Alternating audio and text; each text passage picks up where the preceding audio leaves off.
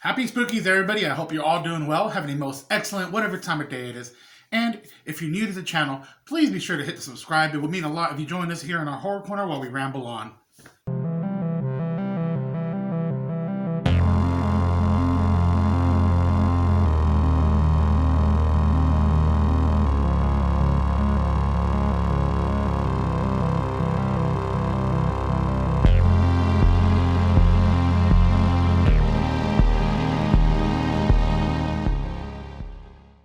So recently our Wi-Fi wasn't working. Our internet was working with our computer, but since we have all the baby stuff in the other room, we're pretty much kind of just hanging out over there. So the Wi-Fi wasn't working, and we were just like, you know what, instead of just moving things around, I went and grabbed a few DVDs, Blu-rays off the shelf, and we're gonna go ahead and talk about some movies I watched.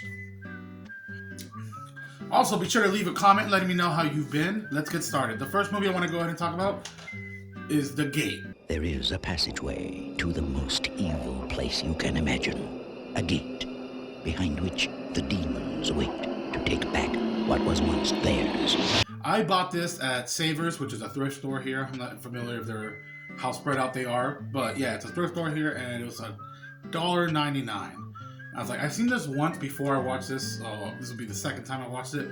But man, this was so much fun.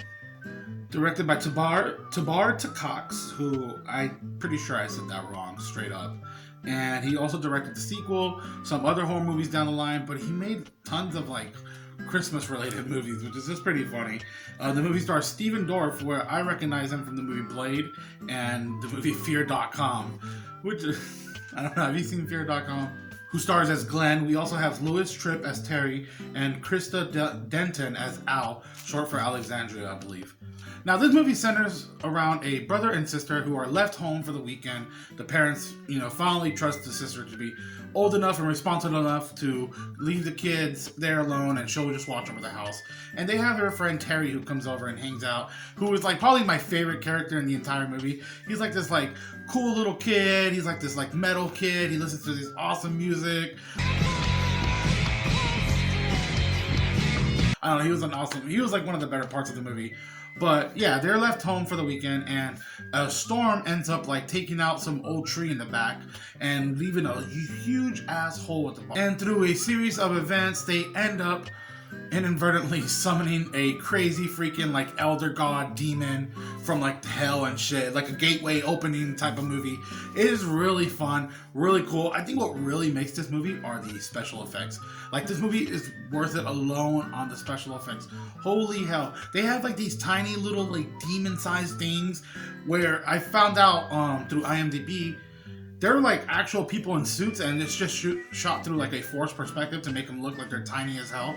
But these things are like crawling on people, on my boy over here, Terry. It's really good. There's also a scene where there's like this like undead type of person, and he ends up like tipping over. It turns into all the little demon things. It was fucking badass. And the way they end up figuring out how to close the portal and stuff is really awesome. The metalhead kid ends up like rocking out one day to this album, and he just listens to what they're saying, and they're kind of talking about similar events that are happening in the house, because as the weekend goes by, like really strange little things start happening, and he's listening to this album, and he ends up like figuring out these guys probably mess with demons, and they know about demonology and stuff like that. They end up playing the record backwards, which was really awesome, and it has like this message on how to close the portal. Really fun 80s movie.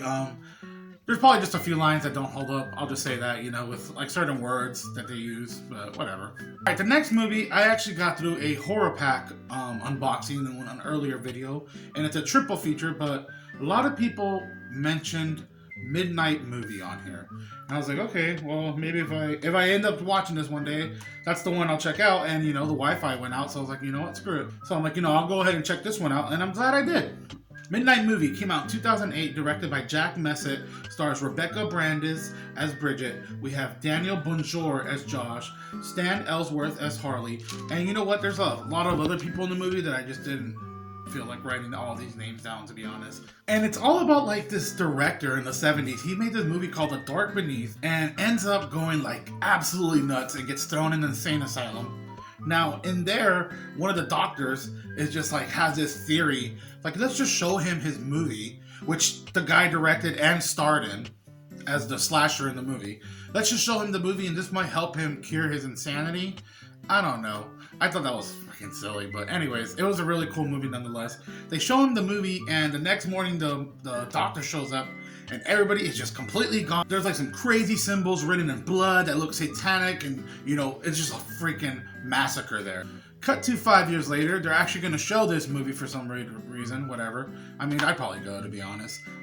I mean, would you... I mean, that's a question of morality, right? Would you support a movie where the director was known to like just go crazy and kill a bunch of people? I don't know. All right, we're digressing. 5 years later, they're gonna show this movie at some theater, and if we have our main cast, you know, a bunch of like freaking, I don't know, pop punk kids. I'm saying that because there's a lot of pop punk music in the movie. It took me back. like yeah, they say 2008, and you really get that sense of 2008, dude, with the music alone. But yeah, you have the group of kids. Like I believe one of them works there, the main girl, but she ends up just tagging along and watching the movie.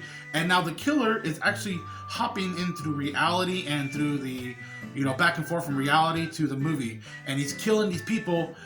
And he's bringing them back into the movie. It's a really cool movie. I'm not going to give much away because I went in blind and I was just like, oh wow, that's actually, it wasn't bad. Like, yeah, it was very, very enjoyable. There were some really, really neat kills though. I really enjoyed like the practical effects with some of those kills. There's a kill with like the eye where like somebody gets struck at someone's eye. That was really cool. There's a pretty gnarly double kill, which was really cool. Like somebody gets jabbed and then there's a girl that's stuck on the window and she ends up getting like killed through the back. Oh, that scene reminded me of a scene from Hatchet 2. I don't know.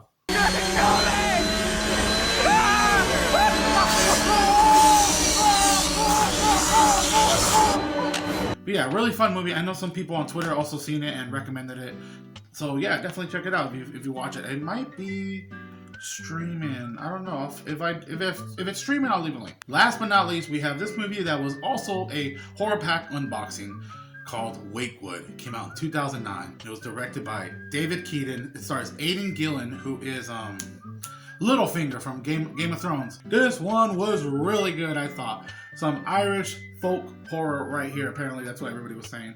But yeah, it takes place, I believe, out in the country of Ireland. And it's all about this grieving couple who, right off the bat, you see it at the beginning, lose their kid to like some vicious freaking dog, dude. It was out of nowhere. You're just like, what the heck, dude? What are we watching? And it just gets crazier as the movie goes on. But yeah, we have this grieving couple who end up moving to this town called Wakewood.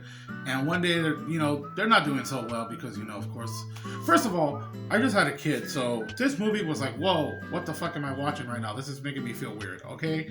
Because it's all about this couple. They lose their kid who's like maybe 10, 11 years old. They're grieving, they're not doing so well intimate-wise, they're not talking, and they come to this town because the veterinarian dad, something for a job, I'm assuming, to get away. One night they're driving and their car breaks down. They're nearby his boss's house, I believe, he says. So, hey, well, let's just go to his house and, he'll know to call somebody, some shit like that, right? They get there and nobody's answering the door. The wife walks around the corner and she ends up witnessing like some sort of really weird ritual, man. Like some really freaky weird shit. She even starts like almost like because it's just the energy, I guess. It's like spreading out or something. So they get called out on it a little late. Like that same night, the boss who was like head of this like almost like cult-like type of group shows up at their house before they even get home, which was really cool. And then he's like kind of like, is everything okay?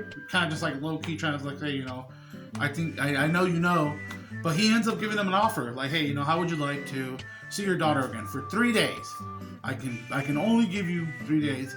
He even says, I don't know why. It's just the fucking way. It's just the way it is. It's the way the cookie crumbles. That's the way the cookie crumbles. What would you do? Honestly, if you're out there, if you're watching, if you're a parent, and something like this came, it's almost like a Pet Cemetery type of vibe, and this offer got brought up to you. I don't know, it's scary, but there are certain like rules that have to be abided by for them to be able to be brought back normal, if you will. One of them is they cannot be dead for no longer than they can't be dead for more than a year, which apparently they lie about because little homegirl here has been dead for more than a year and she comes back not so right. Okay, this little girl goes on a rampage later on and is just doing like kills like crazy, dude. She's like killing old people with like tools like straight through the neck. I was just like, what are we watching?